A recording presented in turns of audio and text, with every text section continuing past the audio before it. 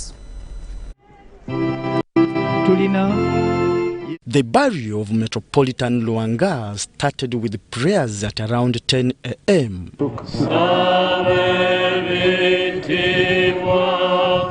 The prayers were led by the Archbishop of the Orthodox Church of Kiijanangoma still rides. Personally, I worked with the late Archbishop Jonah for over 10 years. President Museveni, who was the chief mourner in a speech read by the Vice President, retired Major Jessica Alupo, says Luanga was an experienced and wise leader. The death of Archbishop Jonah Luanga has robbed the country of an experienced religious leader who displayed in words and actions a high commitment to both the spiritual and social concerns of his congregation. Under his able stewardship, the Orthodox Church in Uganda has attained a sizable membership of and contributed to the socio-economic transformation of Uganda. His wise counsel on matters of governance, human rights, and development will be missed. The president also pledged to meet the Orthodox leaders from Uganda and those from Alexandria in Egypt. The King of Buganda, Ronald Mutebi, was represented at the burial by Katikkiro of Buganda, Charles Peter Mayiga. He said Luanga was a consistent leader and loved humanity. From his deeds, it was evident that he loved humanity. While we are urged to love God, I think it is futile to claim to love God when you don't love humanity. And the reasoning is simple. We live with fellow human beings. We see them every day. God is in our midst, but we don't see him. And finally, Archbishop Luanga could be trusted because of being consistent, because of loving humanity. It was very easy to trust him because he exuded. The Minister for ICT, Chris Bariomsi, represented the ruling NRM party and said Luanga's great leadership skills did not only help Orthodox Church but the entire country. We would like to thank him for his outstanding achievements as the leader of the Orthodox Church and broadly as a leader in this country. The leader of opposition in parliament, Matthias Mbuga, remembered Luanga for being a vocal person. Well, as we do mourn and miss him dearly, we are so thankful that for the time we lived, observed, and followed him, he was the true shepherd. Presidents of political parties for NUP, Robert Kyagulanyi Ssentamu, and that of ANT Mugisa Muntu were also part of the mourners that attended Luanga's burial. Kyagulanyi urged Christians to carry on the legacy of Luanga of being outspoken. While we were remembering the likes of Bishop Janan Lumo, who was killed for speaking truth to power, it was almost impossible to have such characters, but we are proud in this generation to have lived and touched the hand of people like now the late Archbishop Janan Luanga. Theodore Sechkubo, who is not only a member of parliament but also a member of Orthodox Church, commended the government for facilitating Luanga's burial process from Athens to Uganda. And particularly you, Your Excellency the Vice President, you chaired the first meeting. When you had the passing of the Archbishop, she chaired the first meeting. And where we had Honorable Chris Bariomunsi here, we had Honorable Taiwa, who is the government chief whip. We had Honorable Chiriwa Chiwanuka, the Attorney General, and the technical staff. So we want to thank you. I want to thank you so much for making sure that in spite of his hard words, he had hard words, you must concede, but you never closed the door. Luanga was buried at 3 p.m. with a 3-gun salute amidst tears. Philip Aguta, UBC News in Kampala. And may the soul of Metropolitan Jonah Luanga rest in eternal bliss. Now, Forum for Democratic Change, FDC political party, has joined the rest of Ugandans in the mourning of the untimely death of Metropolitan Jonah Luanga of the Orthodox Church, who passed away a fortnight ago in Greece. FDC Deputy Spokesperson Harold Kiijanangoma said at a weekly press briefing at the party headquarters in Kiijanangoma that Metropolitan Luanga spoke for the oppressed and also never lived a luxurious life. Helen Gizamba now reports. To mourn with the country because Jonah Luanga was bigger than the Orthodox Church. Jonah Luanga was a true religious leader. Those who follow all religious books, the definition of religious leaders, you just insert the name of Jonah Luanga. The late Metropolitan Jonah Luanga of the Orthodox Church in Uganda was laid to rest at the Orthodox Church Cathedral situated in Kampala suburb of Namngona. However, at the FDC party headquarters in Kiijanangoma, the fallen Metropolitan was described as a man who lived a cheap life, not that he didn't have money, but preferred to live a simple life, befitting a servant of the people and God. We are meant to learn that in his life, he kept 2 pairs of shoes. 2 pairs of shoes. In a country where we have people whose hobby is buying shoes, including religious leaders, he kept an old car. In another development, the FDC has appealed to government to reopen schools so as long as teachers are fully vaccinated and the standard operating procedures are followed to the letter. We are now told our children will go to school next year. That is in January. 3 years at home. Many girls are pregnant. Others are mothers. People are scared of even going to police to report such matters. However, FDC also advised government on how students can resume school. Why don't students start in shifts to create spaces? There are schools that even have enough land that very early morning they can even start from outside, or in the evening start from outside, so that we have a shift of the morning, another shift in the evening. Reporting for ABC TV News, Helen Barbara Gizamba. Thanks, Barbara Gizamba, for that report there. Meanwhile, workers and members of Parliament have met Speaker of Parliament, Jacob Bulanya, to discuss how the National Social Security Fund NSSF bill can be reintroduced to Parliament for consideration. The meeting followed communication by the Speaker last week on all businesses that had lapsed in the House, including the NSSF, succession and sexual offences bills, among others. Susan Naunga gives us more. Business being handled by a particular parliament, 10th parliament, 9th parliament, 11th parliament, the rule is that the business they are handling lapses with that parliament. So whatever has not been handled cannot continue. That's the rule.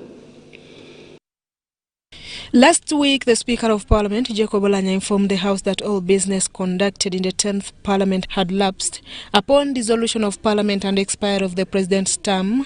Citing Rule 235, subsection 1, he told the House that all pending business for the last Parliament would have been considered if it had been saved during the second sitting of the first session of the 11th Parliament, which was never done. A bill, petition, motion, or other business before the House or any of its committees may be reinstated in the next Parliament by a resolution of Parliament. Following the Speaker's communication to the House, the affected bills included the NSSF Bill, the Succession Bill, Sexual Offences Bill, and the Local Content Bill, among others, which were all passed but not assented to by the President. You are all aware that we went through a hectic process to ensure that this bill was passed. This literally means that all aforementioned bills in question are to be reintroduced on the floor of Parliament. With the NSSF bill being the critical one, workers' representatives are concerned over the President's delay to assent to the bill. Why did it delay? Because this was a bill of government. If it was a bill of government, they shouldn't have delayed with it, because they, according to the law, they're not supposed to be 30 days. So they should have been the ministry concerned, that's Labour, to make sure that the bill is brought back in time. In a closed-door meeting with the Speaker of Parliament, workers' representatives dialogued on how the bill should be reinstated in time to avoid further delays. We went there is that we wanted to now speedily we can do it. And we have actually got a lot of commitment, and the Speaker has actually assured us it will actually work out. The Speaker has agreed there is a problem, but this one can be sorted out. And we have given ourselves assignments. They have now asked the Attorney General and Minister of Gender to ensure that the bills in question are reinstated in the House for consideration. And when the President told us that he had issues which he wanted us to correct, we met him twice. But even then, since we met him, it is over 1 month. The NSSF bill, among others, was introduced to allow mid-term access of funds by those above 45 years and also those who had saved for at least 10 years. Although Parliament had passed the bills in question, the President returned the NSSF bill for amendment before he could assent it into law. Susan Naonga reporting for UBC TV. To Masaka now, where Masaka High Court has granted bail to opposition members of Parliament Mohammed Sejirinya, MP for Kawempe North, and Alan Sewanyana, Member of Parliament representing Machindia West.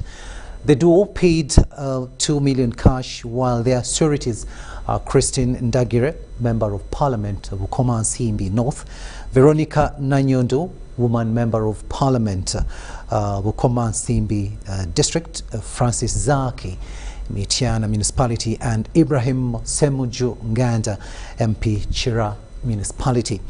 The two are charged with 6 counts, including murder, attempted murder, and terrorism, and aiding terrorism in relation to the Masaka Bijambia murders. The group is charged with 4 others and is currently on remand at Chitalia Government Prison.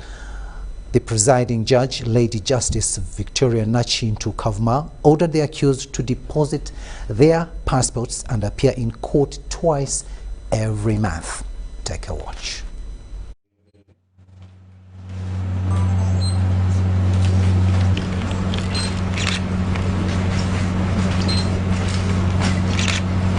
Is a member of Parliament from Mitiana Municipality. The resident of Nsimbe. Nsimbe. Kasi.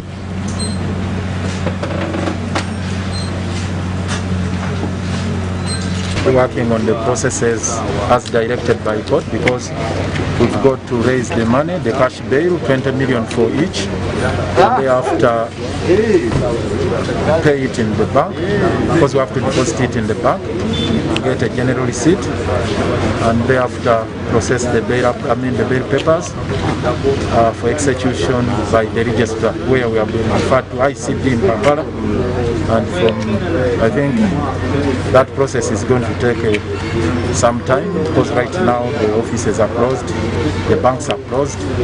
There isn't much that we can do as of now. Our hands are tied. It's very unfortunate they will have to spend another night on remand at Chigo. So we have to bear with that. There is no choice about it. So, but we are going to expedite the processes going forward from now, so that by tomorrow morning we are done with the paperwork and we are through with the payments, so that tomorrow we get them out.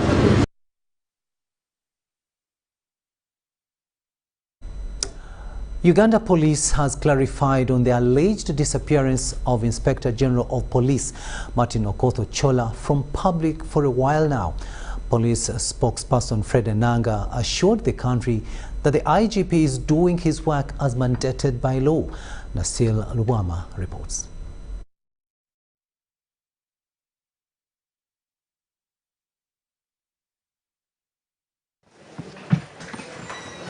Following the allegations of power vacuum at the home of the police due to the alleged disappearance of the Inspector General of Police Martin Okoth Chola on different state events, Uganda Police has clarified that despite his absence from the public, the IGP is performing his duties in accordance with the law. The law allows the person of the IGP to be represented by high-ranking officers in the police. That in these many state duties and other functions, police functions, he has delegated a number of directors differently to go and represent him. So that is in order. It doesn't show a power vacuum. All the IGP is clearly in charge of the whole police organization and supported by the chief of staff and directors. However, police was quick at sounding a warning to some of its officers who take up responsibilities without being delegated by their superiors. We wish to inform him that at that horizontal level of ranking, whether at the level of director, deputy director, head of department, even at the region and districts, the senior-most officer at that level takes command of leadership. In another development, police is holding one, Luganda Alexis, over subversive activities. The suspect was intercepted at Namulanda along Entebbe Road with machetes and some dangerous weapons. After he was found in possession of a machete and a list of telephone contacts of different people at Abaita Babiri, that is in Kumba, Katabi Town Council, the suspect calls himself Luganda Alexis, aged 26, alias King's Star. They say he's a resident of Mabirizi village in Masaka. And so this one is going to help us because when we carried out wider operations, we also managed to recover 5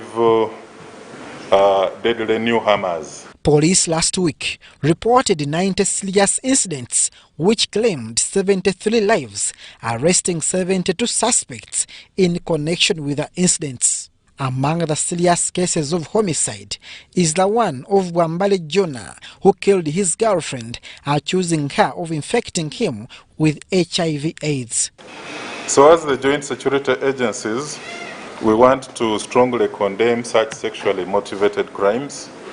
The motivation was uncalled for. First of all, there was no proof on the timing of the infection that he got, if at all he got HIV. And also linking it to the victim, because some of these people lead very reckless lives. The Police Directorate of Criminal Intelligence is holding 16 suspects on account of selling counterfeit engine oil in the Central Business District of Kampala. So, whereas somebody is distributing, he may not know that the ingredients that are used to make this adulterated oil are ingredients purposely imported by the cells of terrorism to generate money and let alone expand their sale. In the enforcement of curfew last week, police arrested 1,012 people, impounding 1,058 vehicles and impounding 3,049 motorcycles. Abdul Nasir Lubwama, UBC News. It's coming to 22 minutes after the hour of 8 in the studios of UBC TV. We'll now be taking a short break and we'll be returning with what's happening in the world of business. Stay with us.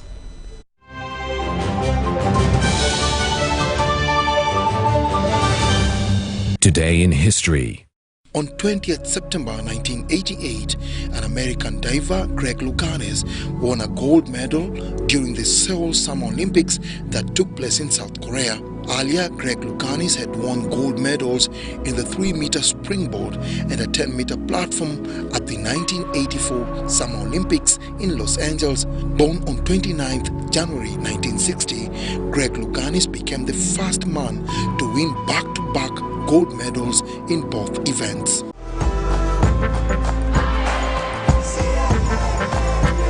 Uganda, today is a great day to work towards your dreams. Dial *185 *7# and select savings to save as low as 500 Ugandan shillings on regular savings or 250,000 Ugandan shillings for fixed deposits.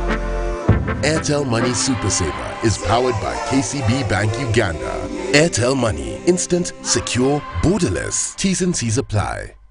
Echa COVID-19 chijja kugwa only if we stay at home, observe physical distancing, wear masks properly, sanitize or wash our hands with soap and water regularly, or get vaccinated now.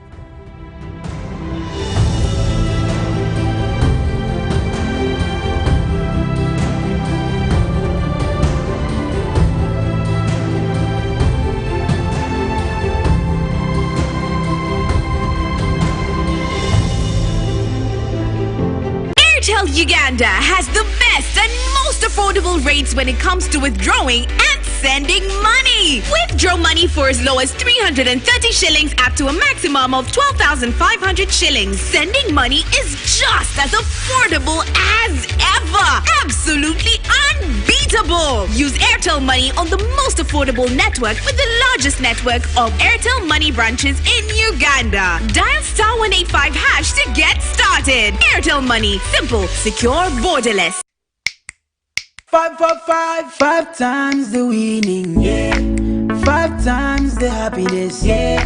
5 times the luckiness, yeah. 5 for 5, oh yeah. It's 5 for 5. 5 for 5, 5 times the money, yeah. 5 times the shopping, yeah. 5 times the prizes, yeah. 5 for 5, oh yeah. It's 5 for 5. 5 for 5. Win 100,000 Uganda shillings weekly in the 5 for 5 jackpot. Simply download the Centre mobile app. Click Centre on the go to open your account online. Transact 5 times or more using Centre mobile, Centre Visa and Centre agent to stand a chance to win. The more you transact, the higher your chances of winning. So, participate in the 5 for 5 jackpot and win millions in daily and weekly prizes. The 5 for 5 jackpot is brought to you by Centenary Bank. Our bank, Centenary Bank, is regulated by the Bank of Uganda. Customer deposits are protected by the Deposit Protection Fund. Switch from AfriCell to Airtel, Uganda's only 100% 4G network, and get 50% data bonus on all bundles purchased using Airtel Money. Visit the nearest Airtel shop with a valid national ID to buy a SIM card today. For business entities, please share an email with business.support@ug.airtel.com. Enjoy the best rates on calls, SMS, data, and Airtel Money across Uganda on your preferred number. 50% data bonus is valid till 15th November 2021. Airtel, the smartphone network. Getting GoTV was the best decision James has ever made.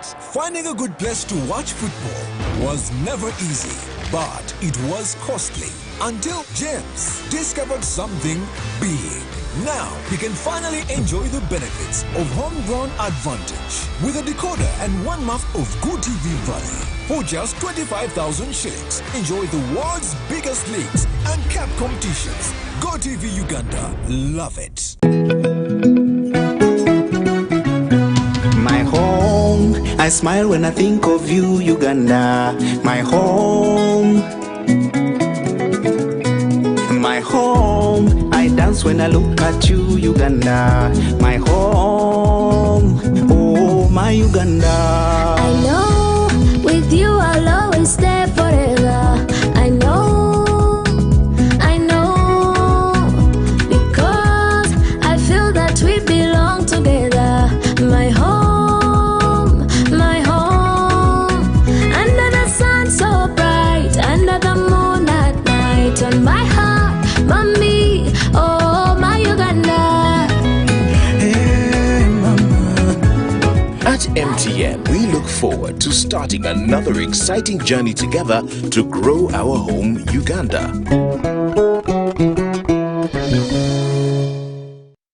In these unprecedented times, I need a partner that is there for me during the good days and the difficult ones. Who gives me a second chance in life? Offers me guidance to make smarter and wiser financial decisions. Who supports me move my ideas from ambition to achievement. Who listens and understands my business. A partner who is committed to the safety and growth of my savings and ensures a reasonable return on my savings. My invaluable partner is NSSF. Together, we rise against all odds to make tomorrow better. Join us for the 9th virtual annual members meeting happening 29th September 2021, starting at 9 a.m. live on TV and online. NSSF, a better life. These days, our homes are no longer just the places we live. It's where we attend meetings, go to class, keep each other safe, and entertain ourselves. To do this smoothly, you need a reliable internet connection. Connect your home online with MTN WakaNet Max, a fast and reliable home internet solution to power your streaming, gaming, online classes, work, and CCTV security cameras. The MTN WakaNet Max starter kit comes with a free 4G router, SIM card, and 35 GB bundle with no validity, all at 245,000 Uganda shillings. Visit any MTN Service Centre to sign up. Everywhere you go, MTN.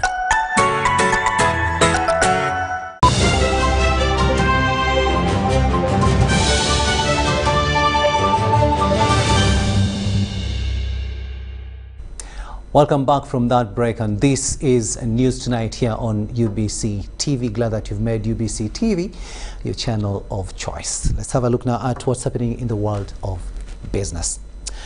An oil and gas private sector partnership between Uganda and Tanzania has been unveiled in Kampala. The initiative seeks to build synergies with an intention of boosting national content in the sector. Now, key stakeholders from both countries have cautioned that without enhanced local content and government support in the execution of various projects, local enterprises are at risk of being locked out of lucrative business opportunities. Dennis Sigoa reports. Uganda and Tanzania are forging more partnerships ahead of the capital-intensive phase in the oil and gas sector. We shall have an expected 20 billion or so dollars to be invested in oil and gas in Uganda. And that investment goes only to private sector. In the coming months, the construction of the East African crude oil pipeline from Hoima district to the port of Tanga in Tanzania is expected to commence. We have launched the partnership between the Uganda Chamber of Mines for Petroleum, the Private Sector Foundation Uganda, and the Association of Tanzania for Oil and Gas Service Providers. This partnership ties in very well with our aspirations as the government of Uganda to ensure that we are promoting national content development, not just in Uganda, but within the East African region. You will recall we share so many cross-boundary projects with our neighbor Tanzania, specifically the East African crude oil pipeline. Effective and efficient private sector participation is emphasized by the Private Sector Foundation Uganda, as well as the Association of the Tanzania Oil Gas Providers. We in Tanzania have thought there is an urgent need to sit between Tanzania and Uganda, first of all to cement this relationship. But two, we want now to embark on bidding together. You have seen the Ugandans now and Tanzania have started to collaborate in joint venture, bidding together. If something that has been done in Uganda, we say we do not need to reinvent the wheel. It should be applied into Tanzania. However, concerns are raised on major bottlenecks that may hamper the achievement of local content in both countries, despite the ring fencing of 16 sectors in the value chain. High interest rates on loans and excessive collateral from businessmen with an interest on investing is cited as the key obstacle. And our banks will have to step up to support the sector. But as I said, that the years that we have spent preparing have enabled our companies and the financial institutions to prepare themselves. So we think that with this preparation, we should be in a position as banks to provide the required products that are needed for our companies to participate. Sada Mubale, Dennis Sigoa, UBC News, Kampala. Our news just in, Uganda has received a consignment of more than 1 million doses of the Pfizer COVID-19 vaccines donated by the United States government. This is the second consignment of COVID-19 vaccines that the Biden administration has sent to Uganda. This tranche of 1,674,270 vaccines is part of the 500 million Pfizer doses the United States provided to deliver to 92 countries worldwide, including Uganda, to fulfill President Joe Biden's commitment to provide safe and effective vaccines around the world and supercharge the global fight against the pandemic.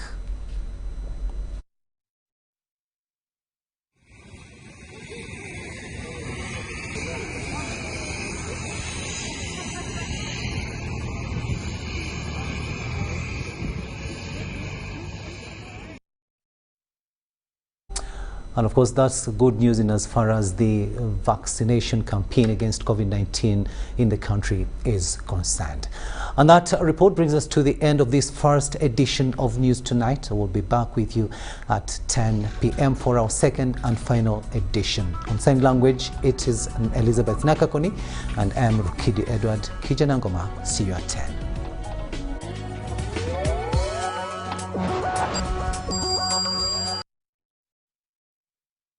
Jackpot and win millions in daily and weekly prizes. The 5 for 5 jackpot is brought to you by Centenary Bank, our bank.